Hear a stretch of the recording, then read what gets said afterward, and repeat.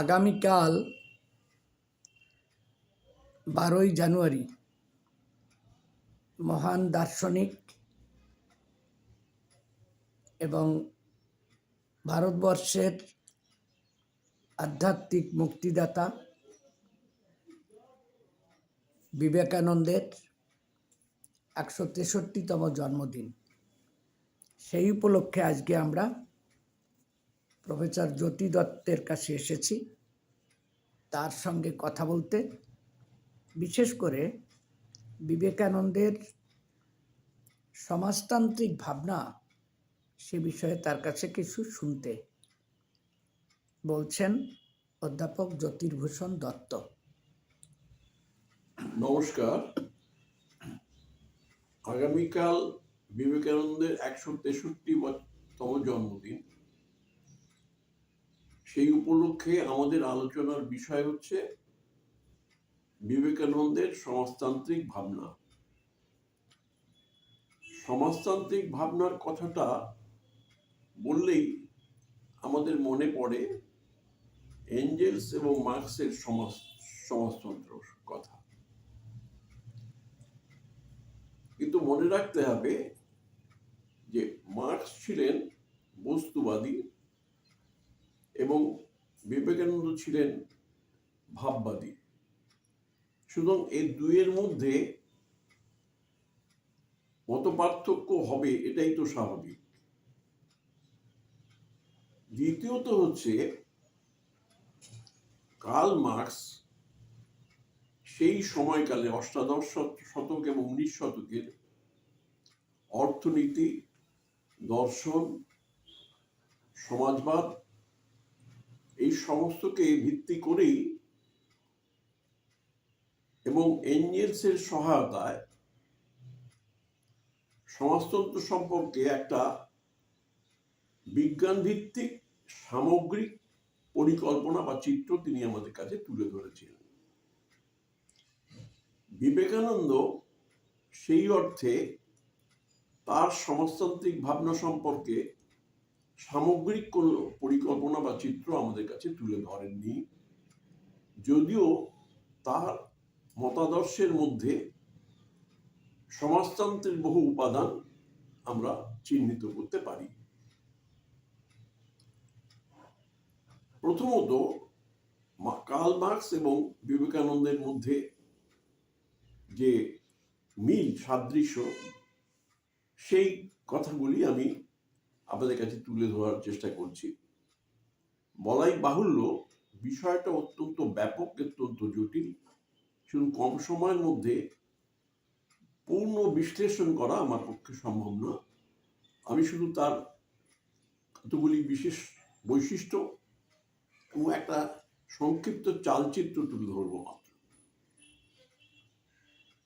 বিবেকানন্দের দর্শনের সাথে কার্ল মার্কসের দর্শনের একটা অত্যন্ত গুরুত্বপূর্ণ মিল হচ্ছে, অন্যান্য দার্শনিকরা দর্শনের যে জ্ঞান তত্ত্ব তার মধ্যেই সীমাবদ্ধ থাকতেন বা আজ থাকেন। কার্ল মার্কস এই সীমাবদ্ধতা থেকে নিজেকে মুক্ত করেছিলেন। তিনি তার দর্শনের জ্ঞান তত্ত্বের সাথে প্রয়োগ তত্ত্বের একটা সমন্বয় সৃষ্টি করেছিলেন। তিনি বলতেন যে philosophers have interpreted the world in various ways, but the question is how to change it. অর্থাৎ দর্শনিক চিন্তা প্রয়োগের কথা না বললে তিনি বলতেন সেটা এক ধরনের ভাববাদের নামান্তর। দর্শন যদি জ্ঞান তত্ত্বের মধ্যে সীমাবদ্ধ থাকে, প্রয়োগ তত্ত্বের প্রসারিত না হতে পারে, তাহলে সেই দর্শন কিন্তু একদিক থেকে ভাববাদী দর্শন। তিনি তার যে দার্শনিক মতবাদ তার ভিত্তিতে একটা নতুন পৃথিবী গড়তে চেয়েছিলেন। বিবেকানন্দও কিন্তু তার দার্শনিক তত্ত্বের ভিত্তিতে একটা নতুন মানুষের জন্য একটা নতুন পৃথিবী গড়তে চেয়েছিলেন, একটা নতুন সমাজ গড়তে চেয়েছিলেন। যদিও দুজনের মধ্যে কিছু স্ববিরোধিতা ছিল, কিন্তু মূল কথা হচ্ছে দুজনেই কিন্তু দর্শনের জ্ঞান তত্ত্বের সাথে প্রয়োগ তত্ত্বের সম্মেলন ঘটাতে পেরেছিলেন। দ্বিতীয়ত, দুজনের মধ্যে মিল হচ্ছে এই যে বিবেকানন্দ এবং মার্কস দুজনের দার্শনিক মতবাদের কেন্দ্রবিন্দু ছিল মানুষ। বিবেকানন্দ জীবন শুরু করেছিলেন, প্রচার করতে শুরু করেছিলেন শঙ্করাচার্যের বেদান্ত, যে বেদান্ত প্রকৃতপক্ষে যেটাকে বলা হয় মায়াবাদ, ব্রহ্মসত্য, জগৎ মিথ্যা, অর্থাৎ মানুষের এই জগৎকে তিনি অস্বীকার করেছিলেন। বিবেকানন্দ কিন্তু তার বিরোধিতা করলেন, একে স্বীকৃতি দেননি, মান্যতা দেননি। তিনি বলেছিলেন, আমি মানুষের জন্য কাজ করব, এবং মানুষের জন্য কাজ করার জন্য যদি আমার 1000 বছরের নরকবাস হয়, তাহলে আমি এই এই এই মানুষের জন্য কাজ করব। একটা জগৎ মানুষের কল্যাণে ন্যায় নীতির ভিত্তিতে একটা নতুন জগৎ কার্ল মার্কসও সৃষ্টি করতে চেয়েছিলেন, বিবেকানন্দ দুজনের মধ্যে সর্বাপেক্ষা মিল হচ্ছে এখানে। এদের মধ্যে যে পার্থক্যের একটা বড় কারণ হচ্ছে দুজনের সেই সময়কার সামাজিক অবস্থা এক ছিল না। কার্ল মার্কস যখন তার তত্ত্ব প্রথমত এঙ্গেলসের সাথে, যে কমিউনিস্ট ম্যানিফেস্টো 1848 সালে, এবং পরবর্তীকালে 3 ভলিউমের যে দাস ক্যাপিটাল, যার থেকে আমরা মার্ক্সবাদের পূর্ণাঙ্গ চিত্রটা আমরা পাই, সেটা যখন রচনা করছেন সেই সময় ইউরোপের দেশগুলি ছিল স্বাধীন। 2, ইউরোপে তখন পুঁজিবাদ গড়ে উঠেছে। শিল্প বিপ্লব 18 শতাব্দী 19 শতাব্দীর যে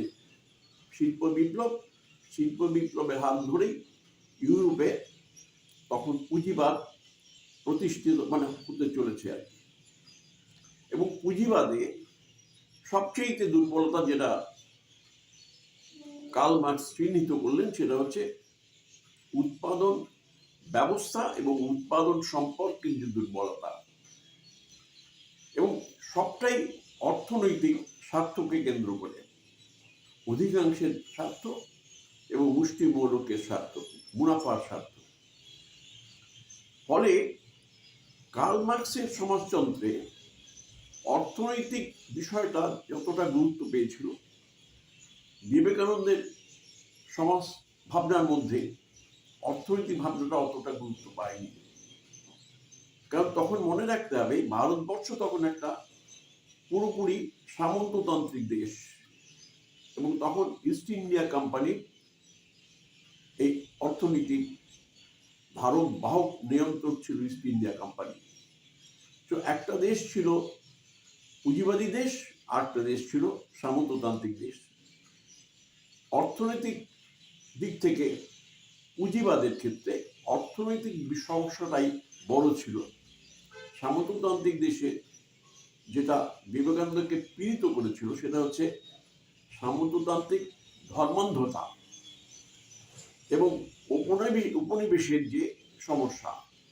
মূলত এই যে ধর্ম ঈশ্বর ভিত্তিক পুরোহিততন্ত্র নিয়ন্ত্রিত যে প্রাতিষ্ঠানিক ধর্ম, তার সমস্যাটাকেই তিনি অগ্রাধিকার দিয়েছিলেন। অন্যদিকে কার্ল মার্কস অর্থনৈতিক সমস্যা থেকে গুরুত্ব দিয়েছিলেন আর কি।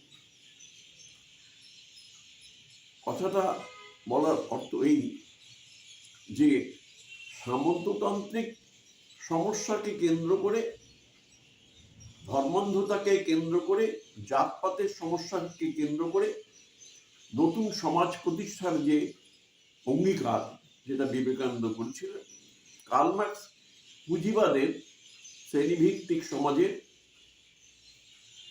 যে উৎপাদনের সমস্যা, উৎপাদনের সম্পর্কের সমস্যা, তাকে অগ্রাধিকার দিয়ে এই সমাজতন্ত্রের মতবাদ তিনি প্রচার করেছেন।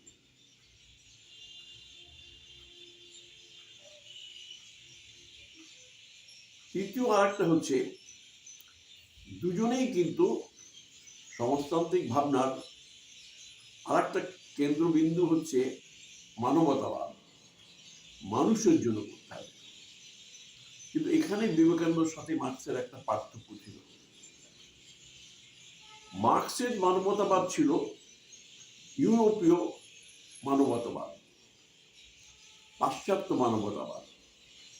এই মানবতাবাদের বৈশিষ্ট্য ছিল এই যে মানুষ জন্মের পর থেকে, মানুষ তো অ্যানিমাল, এক ধরনের অ্যানিমাল, সুতরাং অ্যানিমেলের মধ্যে যে ত্রুটি বিচ্যুতি থাকে, যে অসঙ্গতি থাকে, মানুষের মধ্যে জন্মের পর থেকে সেই অসঙ্গতি এবং ত্রুটি বিচ্যুতি থাকে।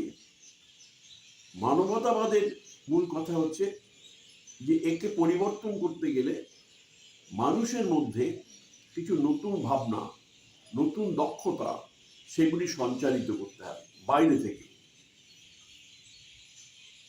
মানবতাবাদের মূল কথা হচ্ছে সাম্য প্রতিষ্ঠা করা, অসাম্য দূর করা এবং মানুষকে প্রকৃত মানুষ হিসেবে গড়ে তোলা।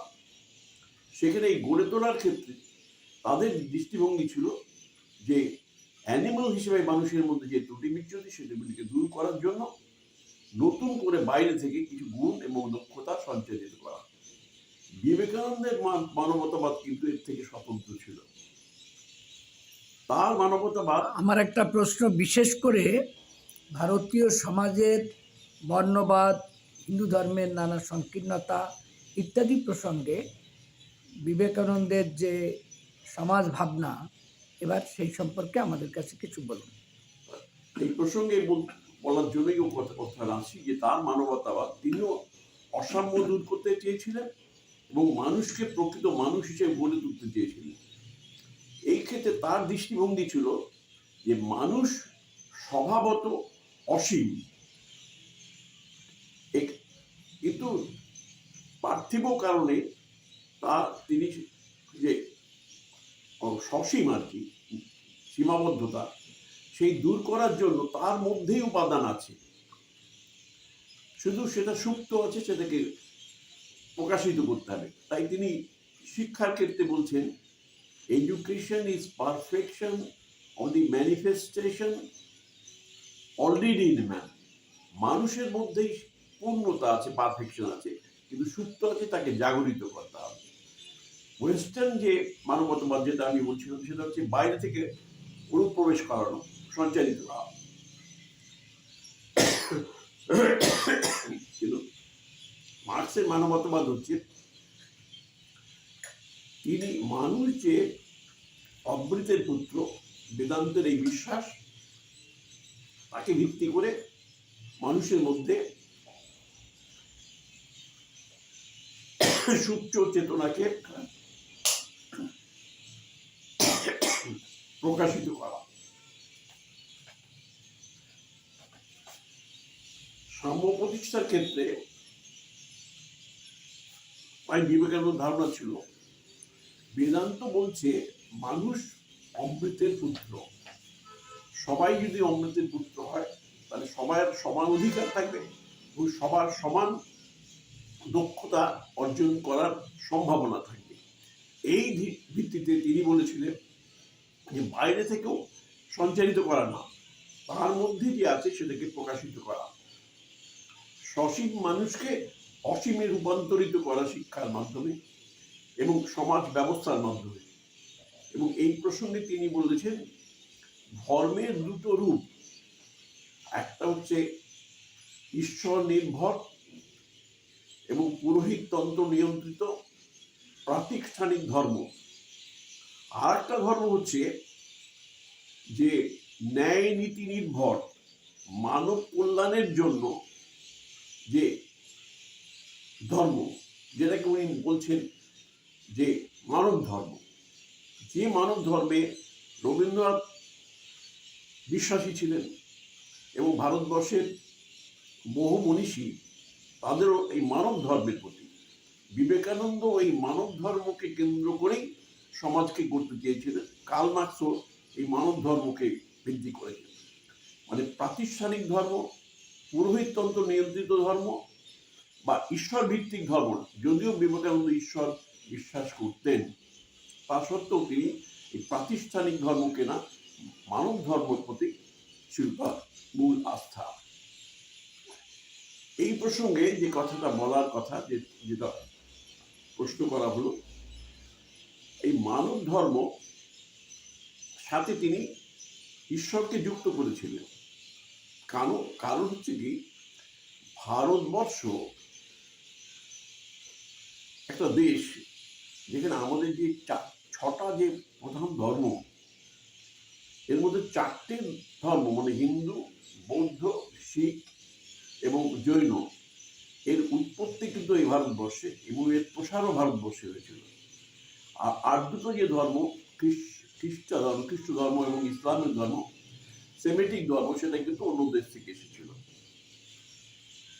ইউরোপে শিল্প বিপ্লবের পরে যে পুঁজিবাদের উত্থান হলো, সেখানে কিন্তু সামাজিক দিক থেকে ধর্মের একটা প্রভাব ছিল, কিন্তু ব্যক্তিগত আচার আচরণের মধ্যে ধর্মের প্রভাবটা কিন্তু সীমিত ছিল। যে কারণে অনেকেই বোধ হয় জানেন, সুম্পিটার বলছেন যে খ্রিস্ট ধর্ম সেটা তার অস্তিত্ব নেই বললেই চলে, শুধুমাত্র কতগুলি নীতি নির্ভর, শুষ্ক নীতি নির্ভর। আমাদের দেশে কিন্তু ধর্ম ব্যক্তিগত জীবনে প্রতি ক্ষেত্রেই ধর্ম, আহার বিহার, প্রতিদিনের কাজকর্ম, সব ক্ষেত্রে ধর্ম কিন্তু নিয়ন্ত্রিত হতো। ওখানে সমাজ কাঠামোর দ্বারা, পুঁজিবাদী সমাজ শ্রেণী বিভক্ত সমাজ কাঠামোর দ্বারা, আর এখানে কিন্তু ধর্মের দ্বারা নিয়ন্ত্রিত।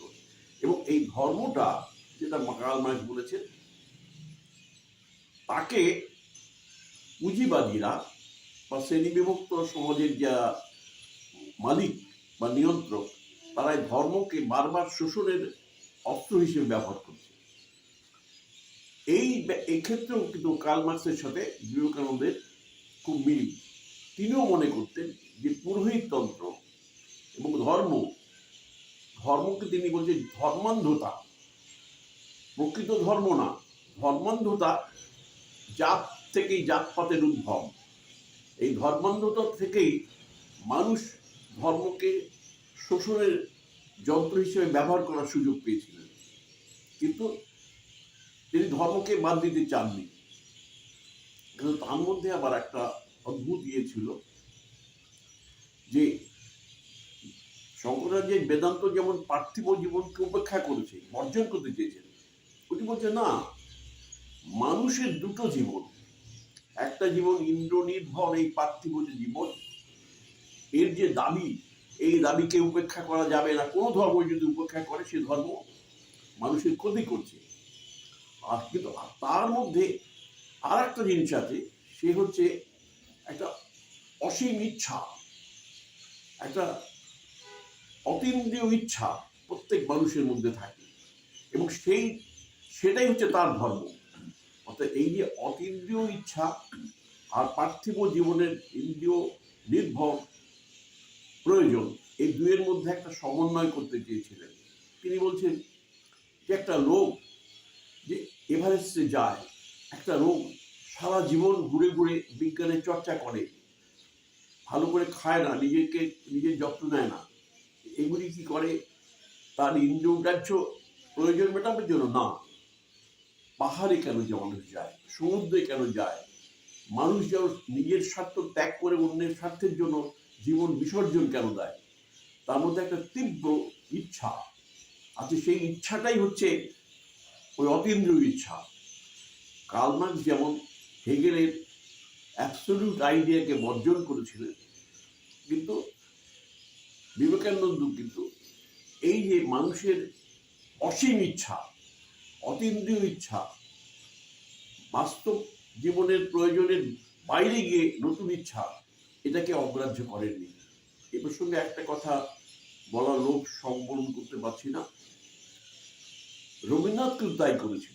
রবীন্দ্রনাথের যে এবার ফেরা মোড়ে যে কবিতা, সেখানেও তিনি বারবার বলছেন রাজার ছেলে কেন ছিন্ন কাঁথা গায়ে দিয়ে ঘুরছেন, কেন কবি দিনের পর দিন রাত জেগে বিরচিয়া কবি দেশে দেশে ছড়াচ্ছে কেন, কিসের প্রয়োজনে, সেই অতীন্দ্র ইচ্ছায়।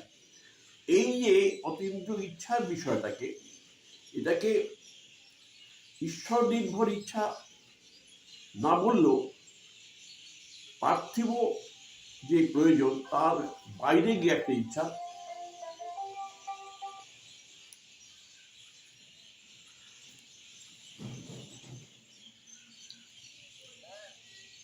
যে কথাটা আমি আগেই বলেছিলাম, বিবেকানন্দর যে সমাজ ভাবনা, তার যে দর্শন চিন্তা, তার যে সমাজতন্ত্র সম্পর্কে বিষয়, সেগুলি আমাদের অনেকটাই কিন্তু অজ্ঞাত আছে আমাদের কাছে। অজ্ঞাত থাকার কতগুলি কারণ। একটা কারণ হচ্ছে বিবেকানন্দের ক্ষণস্থায়ী জীবন। তিনি বেঁচে ছিলেন ৩৯ বছর। প্রকৃতপক্ষে তার মধ্যে একটা বড় সময় পারিবারিক সমস্যা নিয়ে, মামলা মোকদ্দমা এবং পারিবারিক সমস্যা নিয়ে জর্জরিত ছিলেন।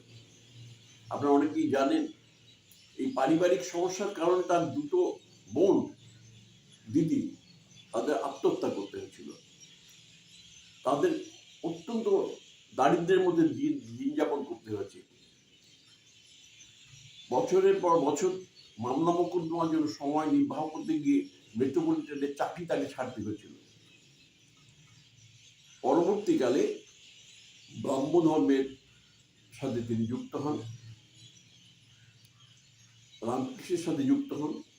প্রকৃতপক্ষে সমাজতান্ত্রিক ধারণার যে চর্চা, তার সময় কিন্তু পেয়েছিলেন মাত্র 5 থেকে 7 বছর। বলা যেতে পারে 1893 সালে যখন পরিব্রাজক হতে গেলেন তারপর থেকে। কিন্তু কার্ল মার্কস প্রথমত এঙ্গেলসের সাহচর্য পেয়েছিলেন, দ্বিতীয়ত দীর্ঘ প্রায় 45 বছরের বেশি সময়কাল তিনি পেয়েছিলেন তার এই চিন্তা চেতনাকে একটা সামগ্রিক রূপ দেওয়ার জন্য। দ্বিতীয় আরেকটি অসুবিধে বিবেকানন্দের ক্ষেত্রে আমরা লক্ষ্য করি, সেটা হচ্ছে ওই গুডউইনের অকাল মৃত্যু। আপনারা অনেকেই জানেন বিবেকানন্দ বেশিরভাগ বক্তৃতা দিতেন এক্সটেম্পো। তার যা কিছু আমরা বিবেকানন্দের যে রচনাবলী যা পাই, সেটা হচ্ছে সেইগুলি শর্ট হ্যান্ডে গুডউইন নোট করত, পরে সেটা লং হ্যান্ডে রূপান্তরিত করে অনুবাদ করা হতো। কিন্তু গুডউইনের অল্প বয়সে মৃত্যুর ফলে বহু শর্ট হ্যান্ড নোট, পাণ্ডুলিপি, সেটা রূপান্তর করা সম্ভব হয়নি এবং বহু পাণ্ডুলিপি পাওয়া যায়নি। এটা একটা বিবেকানন্দ সম্পর্কে জানার ক্ষেত্রে, গবেষণা করার ক্ষেত্রে একটা অত্যন্ত বড় প্রতিবন্ধক। আর একটা হচ্ছে, কিন্তু তার যে গতি, বস্তুবাদের দুর্বলতা থেকে মুক্ত হতে চেয়েছিল, এটা কিন্তু আমরা অনুমান করতে পারি। অনুমান কেন বলছি? কারণ আমরা সেরকম প্রমাণ্য নথিপত্র পাইনি। অনুমান কথা কেন বলছি? দুটো কারণে। এক, তিনি বস্তুবাদী, কিন্তু বস্তুবাদী মানুষটি জীবনের এক সময়ে তিনি বললেন, আমার প্রথম গুরুদেব হচ্ছে রামকৃষ্ণ, দ্বিতীয় গুরুদেব হচ্ছে ঈশ্বরচন্দ্র বিদ্যাসাগর। যে লোকটি ভাববাদী, ঈশ্বর বিশ্বাসী, সে লোকটা ঈশ্বর অবিশ্বাসী, বস্তুবাদী ঈশ্বরচন্দ্রকে দ্বিতীয় গুরু হিসেবে মানলেন কেন? দ্বিতীয় আরেকটি কথা অনুমানের ভিত্তি হচ্ছে যে ওর যে ভাই মহেন্দ্রলাল তার গ্রন্থে তিনি উল্লেখ করেছেন যে আমার দাদা আর কিছুদিন বাঁচলে কমিউনিস্ট হয়ে যেতেন। এই কথাটার মধ্যে যে কথাটা অনুমানের ভিত্তি, সেটা হচ্ছে যে তার কিন্তু বস্তুবাদের দিকে তার দৃষ্টি প্রসারিত হচ্ছিল। ভাববাদের দুর্বলতা থেকে তিনি ক্রমশ মুক্ত হতে পেরেছিলেন। বিবেকানন্দের জীবনের সবচেয়ে বড় দুর্বলতা দুটো, একটা হচ্ছে শঙ্করাচার্যের অদ্বৈতবাদের বাধা, সবটা তিনি জীবন দশায় করতে পারেননি। আর তৃতীয় বাধা অন্তরা জীবনে হচ্ছে তার স্বল্পায়ু জীবন। ফলে আর এই তৃতীয় যে কথাটা বললাম, তৃতীয় কথাটা হচ্ছে তার বহু ভাষণ বা বহু কথা, একমাত্র চিঠিপত্র ছাড়া বহু কথা আমাদের কাছে অজ্ঞাতই রয়ে গেছে।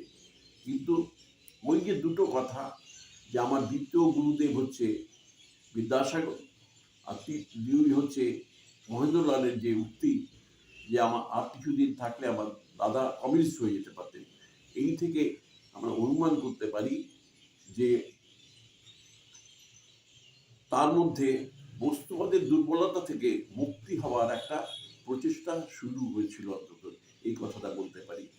এই কথাটা বলে ভাববাদের দুর্বলতা থেকে এই কথাটা বলে আমরা মার্ক্সকে যেমন সমাজতন্ত্র সম্পর্কে আমরা শ্রদ্ধা জানাই, বিবেকানন্দকেও তার সমাজতন্ত্রের একটা পূর্ণাঙ্গ চিত্র না পেলেও তার দর্শনের মধ্যে যে সমাজতান্ত্রিক বহু মূল্যবান উপাদান ছিল এবং তিনি ক্রমশ সেই দিকে যাচ্ছিলেন, সেই বিশ্বাসে নিয়েই তাকে আমরা শ্রদ্ধা জানিয়ে এই বক্তব্য শেষ করি।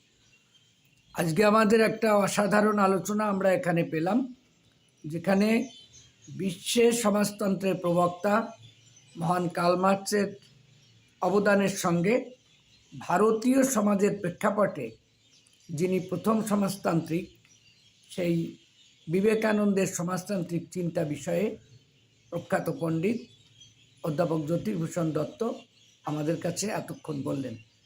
আমরা তাকে সর্বভারতীয় বাংলা ভাষা মঞ্চের পক্ষ থেকে আন্তরিক অভিনন্দন এবং শ্রদ্ধা জানাচ্ছি। ধন্যবাদ। নমস্কার। ইংলিশ কোটেশনটা আবার বলেন। You are the upper classes of India. You are the void, the unsubstantial non-entities of the future. Why do you not quickly reduce yourself into dust and disappear in the air? 1896 সালে বিবেকানন্দ একটি পত্রে শিষ্য আলসিঙ্গারকে লিখছেন, হিন্দু ধর্ম যেমন পৈশাচিকভাবে গরিব ও পতিতদের গলায় পা দেয়, জগতে আর কোনো ধর্ম এরূপ করে না।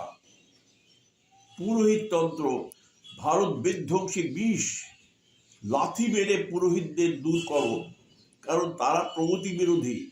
ব্রাহ্মণরা গরিব ভারতবাসীর রক্ত শোষণকারী, তারা কখনো গরিবের উন্নতির এতটুকু চেষ্টা করেনি। এক্ষেত্রে কার্ল মার্ক্স এবং বিবেকানন্দ দৃষ্টিভঙ্গির মধ্যে কি কোনো পার্থক্য দেখা যায়? শুধু যুক্ত করা যায় যে এই অভিযোগ পৃথিবীর সব ধর্মের বিরুদ্ধেই প্রযোজ্য। এই কতগুলি কথা থেকে স্পষ্টভাবে বোঝা যায় যে বিবেকানন্দের দর্শন চিন্তার মধ্যে পুরোহিততন্ত্র বিরোধী, গরিব মানুষের সপক্ষে তার যে অবস্থান সেটা স্পষ্টভাবে বোঝা যায়, এবং এগুলিকেই আমরা তার সমাজতান্ত্রিক ভাবনার উপাদান হিসেবে গ্রহণ করতে পারি। ধন্যবাদ।